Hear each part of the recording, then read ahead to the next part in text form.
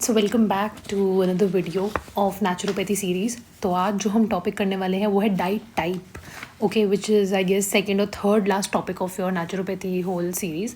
So I hope you guys have watched the earlier 3 or 4, I guess 5 or 6 videos we have made.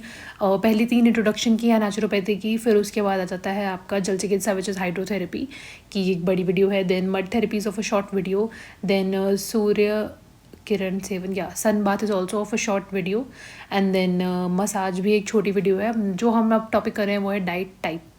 Alright, so diet types में क्या क्या आता है एक बार मैं आपको एक ब्रीफ दे देती हूँ। It is soothing, eliminative, constructive, positive, negative diet, acidic diet and alkaline diet. So बहुत रेयर ही है कि एग्जाम में इससे क्वेश्चन पूछा जाए, very rare of a rare condition, क्योंकि यूजुअली थेरेपीज़ पूछी जाती हैं। मड थेरेपी पूछी जा सकती है, ओके, हाइड्रोथेरेपी पूछी जा सकती है, ये सब थेरेपीज़ पूछी जा सकती है, but it is very rare कि आपसे ये पूछ ले कि डाइट टाइप बताइए या फिर सूदिंग डाइट क्या होती है, पॉजिटिव डाइट क्या होती है, नेगेटिव डाइट क्या होती है। सो जस्ट बिकॉज ये एक सिलेबस का एक पार्ट है तो मैं आपके लिए एक बार रीड आउट कर रही हूँ। फिर भी ये 2 मार्कर्स 4 मार्कर्स में आ सकता है, ठीक है, 5 मार्कर्स में आ सकता है, 10 मार्कर में इसके आने का कोई चांस नहीं है। It is a short type question और very short type question answer type of topic. Alright, so let's start. तो सबसे पहले एक ब्रीफ इंट्रोडक्शन, जैसे कि हमने हर चैप्टर का पढ़ा ही है, तो ये हम ब्रीफ इंट्रोडक्शन पढ़ते हैं नेचुरल डाइट का।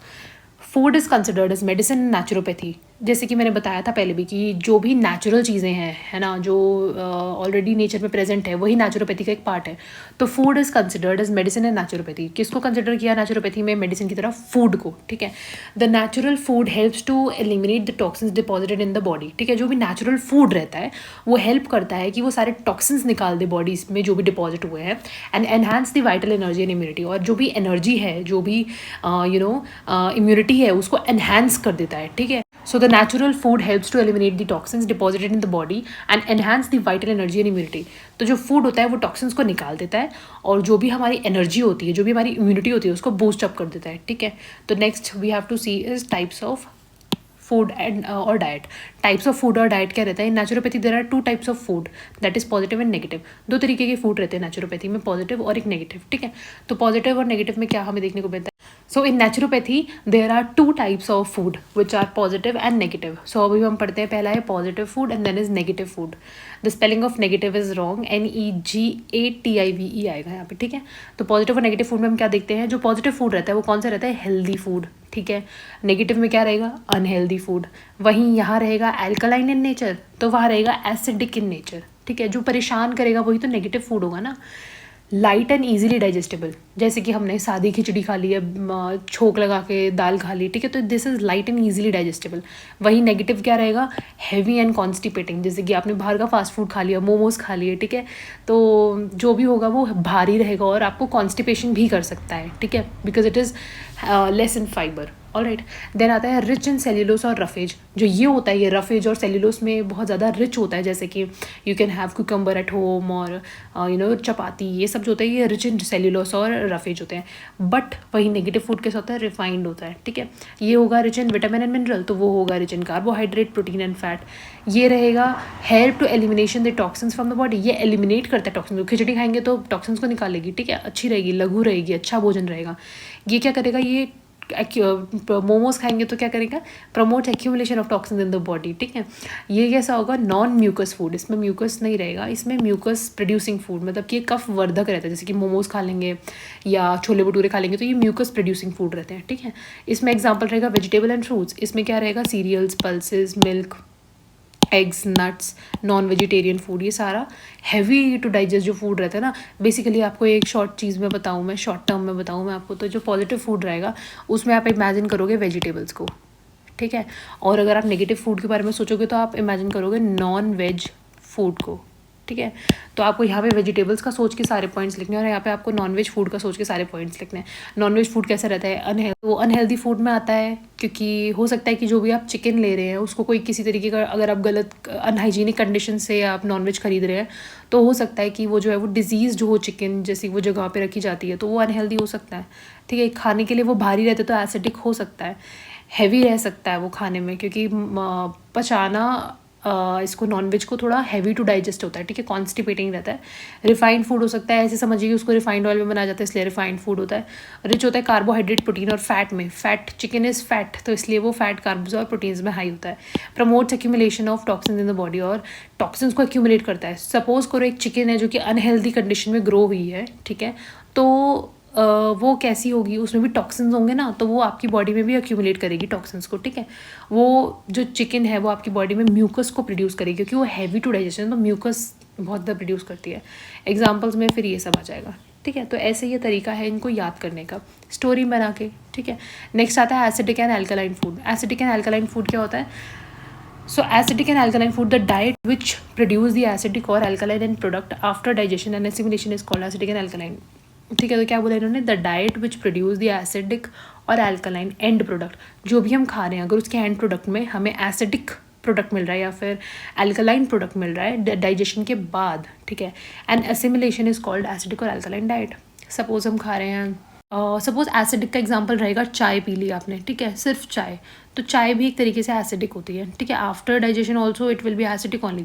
यहीं आप कुकम्बर खा रहे हैं जो कि एल्कलाइन है नेचर में, after digestion also it is alkaline, so उसका डाइजेशन होना और उसका एसिमिलेशन होना इज कॉल्ड एसिडिक और एल्कलाइन डाइट, ठीक है। Again the food has been divided into 3 categories. अब दोबारा जो फूड है उसको 3 कैटेगरीज में डिवाइड किया है। क्या है वो 3 कैटेगरीज देखते हैं। तो 3 कैटेगरीज कौन सी होती है? एलिमिनेटिव डाइट, सूदिंग डाइट और तो 3 कैटेगरीज कौन सी होती है? एलिमिनेटिव डाइट, सूथिंग डाइट और कंस्ट्रक्टिव डाइट, ठीक है। तो इसमें क्या क्या देखेंगे हम।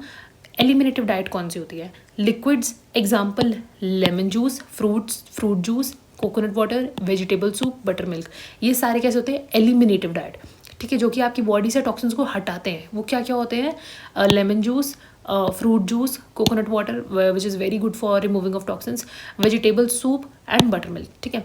नेक्स्ट आता है सूथिंग डाइट। सूथिंग होती है जो बॉडी को सूथिंग इफेक्ट देती है, ठीक है, बहुत अच्छा सा इफेक्ट देती है। तो that is fruits, salads, boiled vegetables, sprouts and vegetable chutney etcetera, ठीक है। जब खाना खाने का मन नहीं करता, यूजुअली हॉस्टल्स में जो लोग रहते हैं, वो पीजीज़ में रहते हैं, वो रिलेट कर पाएंगे, तो जब उनको हम खाने के साथ चटनी दे देते हैं तो खाना खाया जाता है, अदरवाइज़ खाना नहीं खाया जाता है ना, तो दैट इज़ वाई। और खाते ऐसा लगता है अब रोटी जो है वो गले से नीचे उतर रही है। So vegetable chutney will come in soothing diet only, okay, soothing effect देती है। तो these are ways to remember it. Next is constructive diet. Constructive होती है जो बॉडी को बनाने में हेल्प करती है, जैसे कि whole grain flour, unpolished rice, pulses, sprouts, curd, ये सब जो है हमारी बॉडी को बनने में हेल्प करती है। So it is called constructive diet. For a healthy person the proportion of positive and negative food should be 2:1।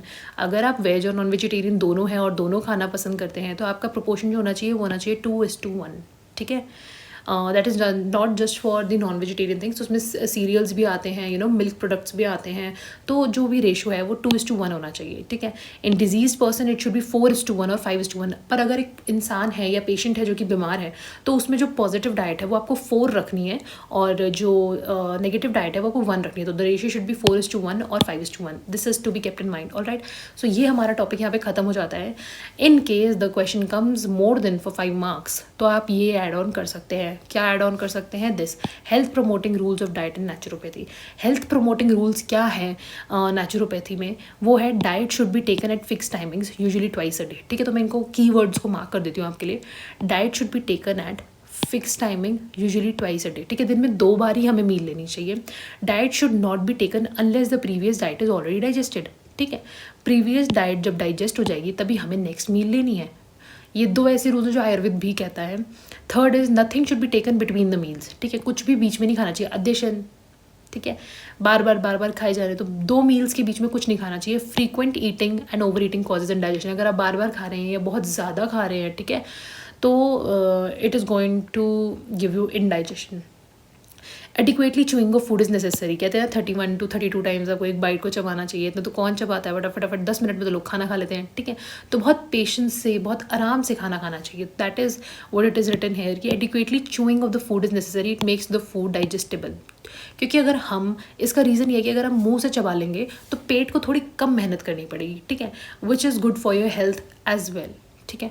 तो adequately chewing of food is necessary, it makes the food digestible. During the meal one should be happy and quiet. और जब आप मील खा रहे हैं तो आपको चुपचाप ज़्यादा हा ही करके खाना नहीं खाना, चिल्लाते हुए बातें करते हुए खाना नहीं खाना, हो सकता है गले में खाना फंस जाए। इसलिए शांत रह के, क्वाइट रह के और हैप्पी रह के आपको मील खा।